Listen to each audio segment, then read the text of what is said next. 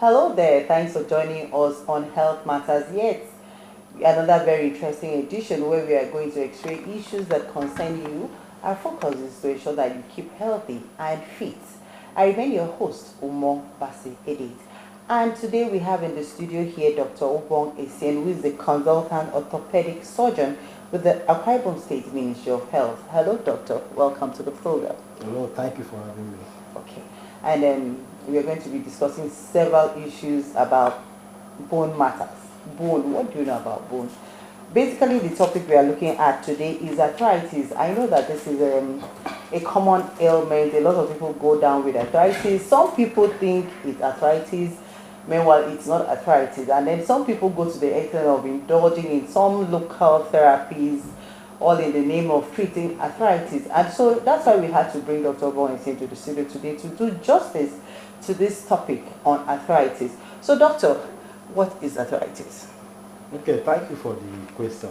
Arthritis is a very interesting topic, very interesting illness that affects lots of people, especially the middle-aged and elderly people.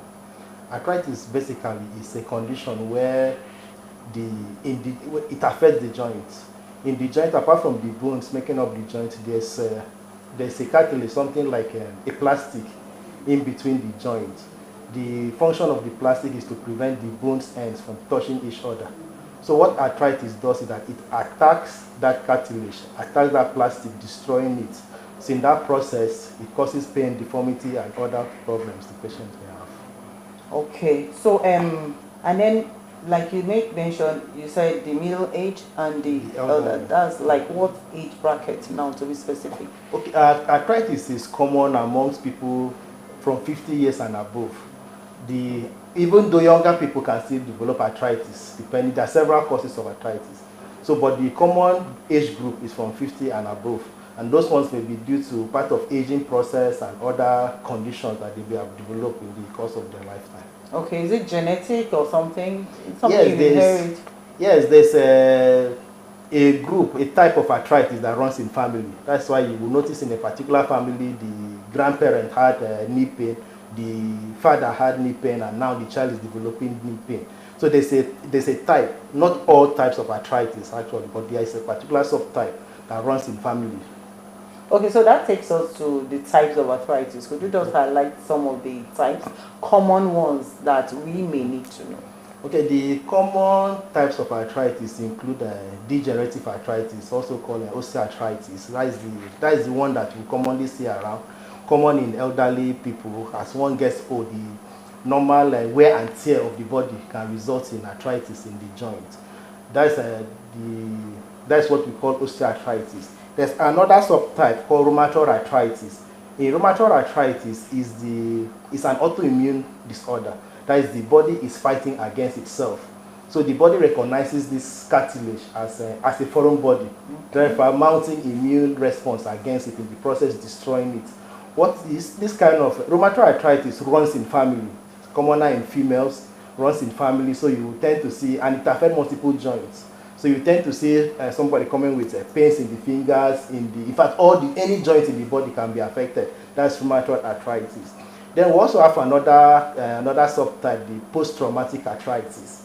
Usually, if once any joint in the body is injured, there's a risk that joint will develop arthritis, irrespective of the age of the patient.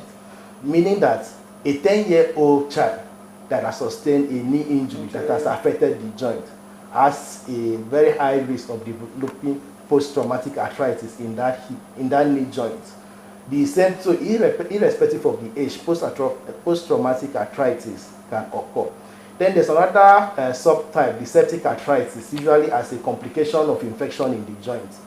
As we said, the cartilage is prone to being destroyed by either blood cells or inflammatory factors. So if there's an infection in the joint, as part of the inflammatory response, that cartilage gets destroyed, resulting in arthritis.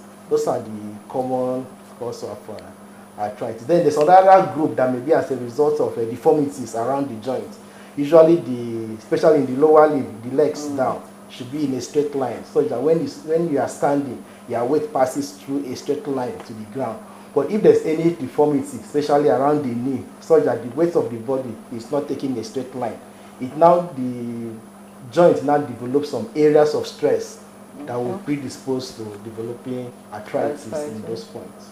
Okay, now how can somebody readily know that he or she is having arthritis? What are those symptoms associated with arthritis?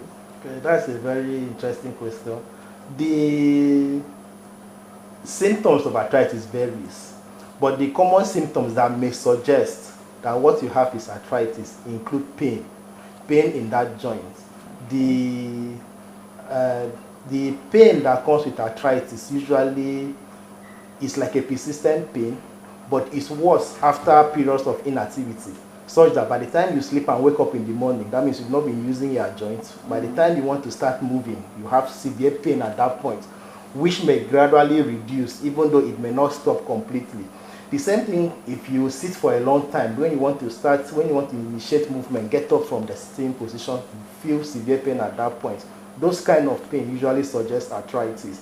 Then another symptoms of arthritis is stiffness. The joints gradually become stiff over time. If you discover that you cannot, for example, if it's arthritis in the knee joint, you discover you cannot fully flex or extend your knee over a period of time.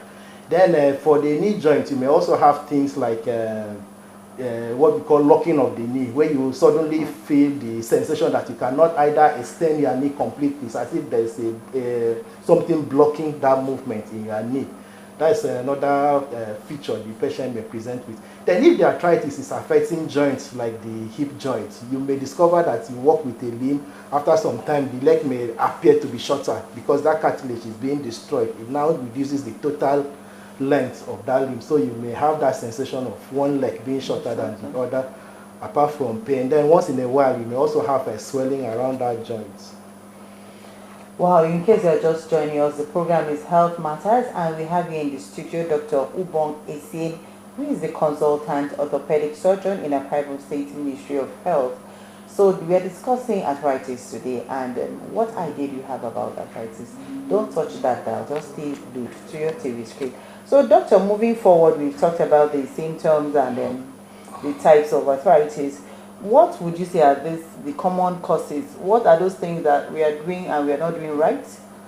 Apart from maybe genetics, that okay, you are ordinarily predisposed to arthritis. What are those other things that you think are the causes of arthritis? Okay, apart from genetic, which you've removed, and degenerative, which is as a result of getting old. If all of us get old enough, we eventually have one form of arthritis or another. So that one is not preventable. But other things that can cause arthritis, especially arthritis in the knee and the hip joints, include things like overweight, obesity.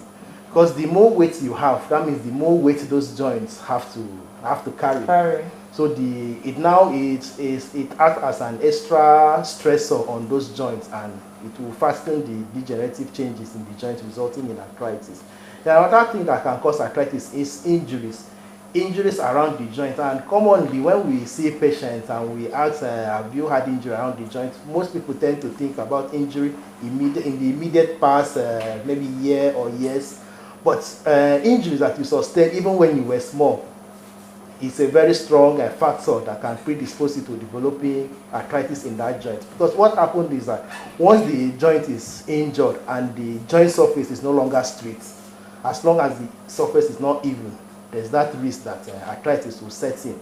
Another factor which I mentioned earlier is infection involving any of those joints. And septic arthritis is common in children. So most of these infections are childhood infections that may not have been well treated, well managed. Then as the child or as the person gets older, it now starts developing arthritis in those joints. Then those are the major. Okay, yes, and another common cause is deformities around the joints, bow leg, care legs. As I explained earlier, if the the legs are supposed to be straight so that the weight of the body is carried in a straight line. So if there's any deformity around the joint, it means the alignment of that limb is not proper. The loading in the joint is not even. So the part of the joint that is carrying extra load will now tend to develop arthritis. So you now discover that for somebody that has a bow leg, he will start having pain around the inner side of the knee. Whereas if the person has a care leg, he will start having arthritis in the outer side of the knee. So all those deformities is better to be corrected early before arthritis sets in. Once arthritis sets in, it complicates the treatment for the deformity and the arthritis. Okay, are you saying that K leg and bow legs could be corrected? Yes, care leg and bow leg can be corrected. Can be corrected in childhood, which is the best period. Even in adults, there are procedures that can be done to correct them. Okay. Yes. Surgery? Through surgery? Yes, through surgery. But it depends on the cause, especially in children. One of the commonest causes of limb deformities in children is rickets. Okay. So if it's something like rickets, usually by the time you correct the vitamin D deficiency, it corrects on its own. But by the time the child grows into adulthood, surgery will likely be the only option of treatment. Okay, still talking about the causes, we are looking at sedentary lifestyle, because you see that people in the village, like they have to go to the farm every day, they hardly come down with arthritis. Have you noticed? Or I'm the only person with these statistics? That is true. Sedentary lifestyle affects almost every facet of the body. What happens is that the body is meant to move. So the inside the joint, apart from the bone, the cartilage that we've talked about, there are ligaments, and there's also fluids, which we call a synovial fluid. It's like it bats the cartilage, it bats the joint. So the more active that joint is, the more this fluid is produced, the more turnover of the fluid, so that the waste material produced by the cartilage, by the bone, is removed faster, new fluid is replaced, and that tends to prevent, has a protective effect on the joint. Whereas if you are inactive, or for whatsoever reason you cannot move a particular joint, there's a high risk that you may end up developing arthritis in that joint. Okay. Okay, now let's go to some misconceptions around arthritis, because there are lots, we have a lot. So are you aware of some of these misconceptions? Yes, I think one of the common misconceptions is that arthritis is a disease of old people.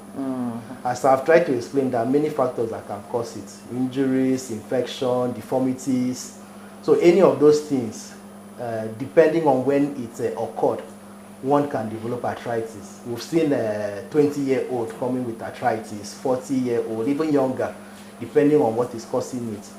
Then another misconception is that exercise worsens arthritis. There are exercises that are actually helpful with arthritis. Just as I said, the joint needs to move. So exercises that involves moving the joint, like swimming, brisk walking, all those exercises are good for the joint.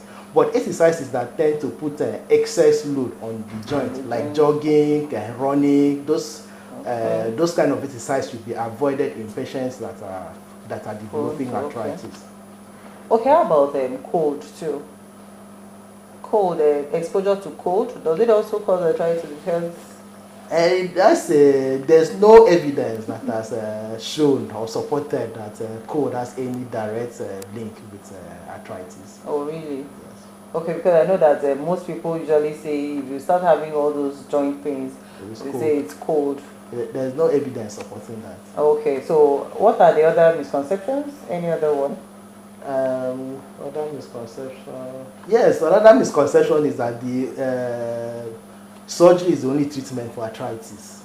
There are many modalities of treating arthritis depending on when the patient presents and the severity of the arthritis. So it ranges from simple things like physiotherapy, medication, injections. Surgery is usually reserved for very severe cases, which unfortunately in our environment, that is at that stage that people tend to come to the hospital. So they will end up meeting the criteria for surgery. But for those that present early, there are other things that can be done. So, something as simple as losing weight, using supports, all those things can be used to manage arthritis. Okay, because still talking about misconception, there's this idea about surgery that there's no how you go for knee surgery that you not end up on the wheelchair. Is this true? Because I know of some people that are afraid to go, they rather try to manage it. Their fear is that at the end of the day, at the end of this surgery, they will end up on the wheelchair. No, that is not true. Uh, Total knee and total hip replacement surgeries has been in existence for a very long time, for more than 50 years worldwide. And it has been in Nigeria for more than 20 years. So it's a well-established procedure. People have had, even here in Rio, people have had the surgery, walk out of the hospital. But the advantage of the surgery is that it helps the patient to return back to his normal life, normal activity level. So it's a very dramatic surgery. Somebody that could not walk because of pain, you replace the joint and suddenly pain has disappeared, deformity has disappeared, patient return back to his activity. So it's not correct that patient end up being bound on wheelchair. Even here in Rio, we've had patients that have had the surgery successfully and return back to their normal activity. Oh, that's nice. Okay, so let's look at is it curable? Arthritis, is it curable? Yes, that's a very interesting question. Is arthritis curable? The answer is yes and no. No, in that, okay, usually when I talk with patients, I usually like using this, creating this analogy. Assuming arthritis is like malaria, the treatment, the cure for malaria is to take anti-malaria. Once you take anti-malaria, you've cured malaria at that point. Yeah. Whereas if you don't have access to anti-malaria, there is the option of taking paracetamol. You take paracetamol, you feel fine, you feel better for a while. Later in the most likely evening, the symptoms come again, you feel better. That means the malaria is still there, but you are managing the symptoms. Yeah. So coming to arthritis, the cure for arthritis is surgery.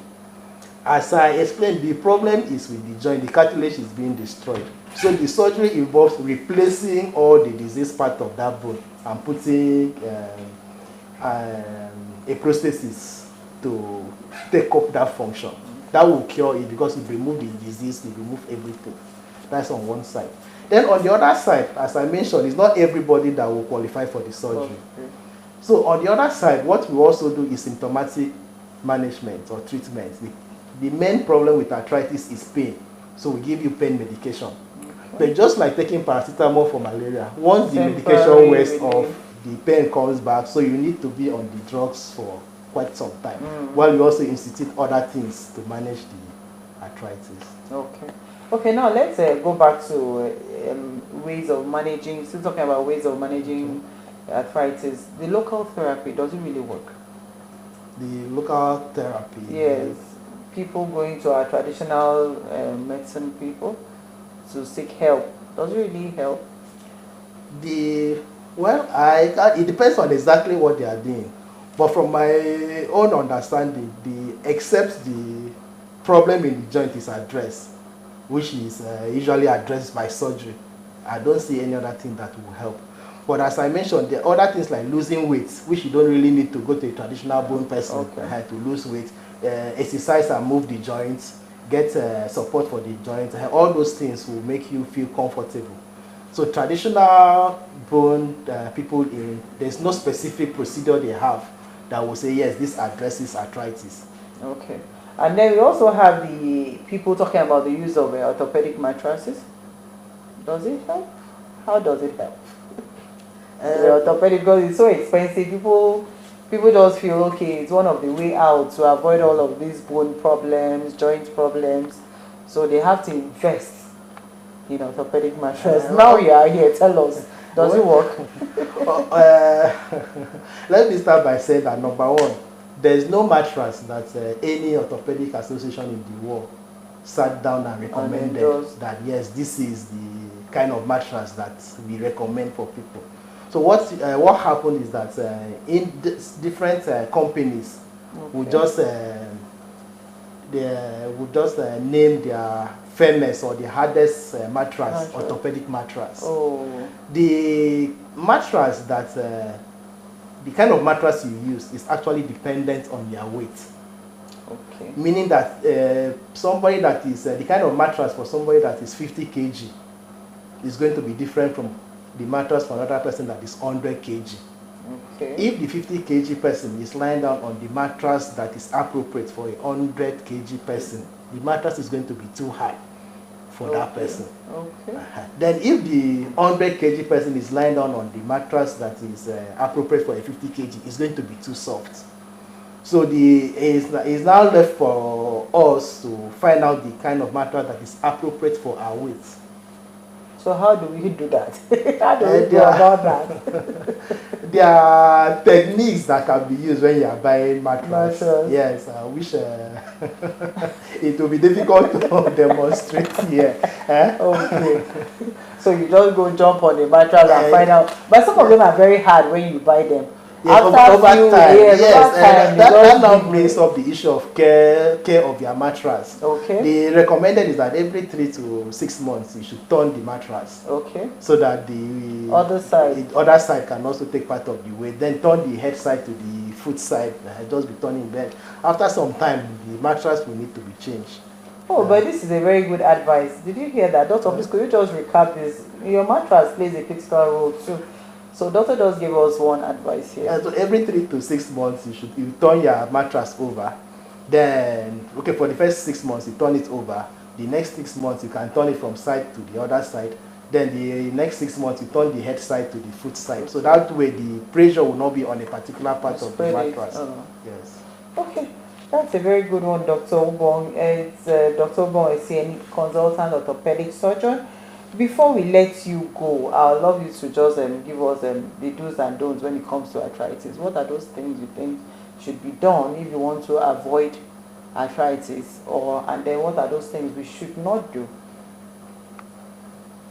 Okay, the things that we need to do to avoid arthritis include number one, if you notice your legs are not straight or your child's leg are not straight, let an orthopedic doctor review and see if there's something that can be done. If it's something to be worried about, number one, and if there's something that can be done about it. Because the longer the leg stays in that deformed position, the more the probability of developing arthritis.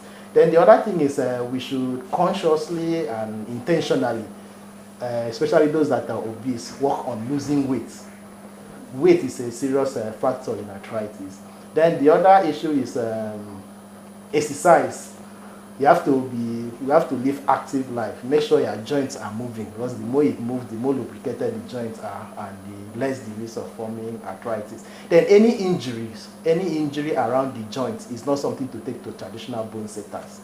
Any injury around the joint is a serious injury, so you need expert opinion, so that it can, whatever problem it is, can be resolved early. Because once there is a malalignment in that joint, I can guarantee you that with time you develop arthritis in that joint.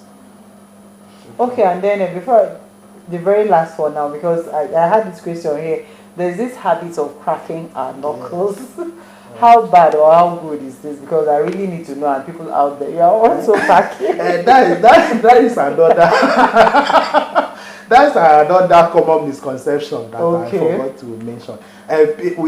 People tend to believe that cracking the knuckles predisposes to arthritis. However, there is no study that has shown that there's any relationship between cracking your knuckles and developing arthritis. So they are not. It doesn't cause arthritis in any way. Thank you so very much, Dr. Ubong. It's been so enlightening speaking with you. And the program was Health Matters, and we had Dr. Ubong Esien, consultant orthopedic surgeon, Akwa Ibom State Ministry of Health, here throwing more light on arthritis. Thank you so much, Dr. Ubong. For having me. Okay, thank you so much. And thank you for staying tuned. Let's do it same time next week. I remain your host, Umo Basedit. Bye.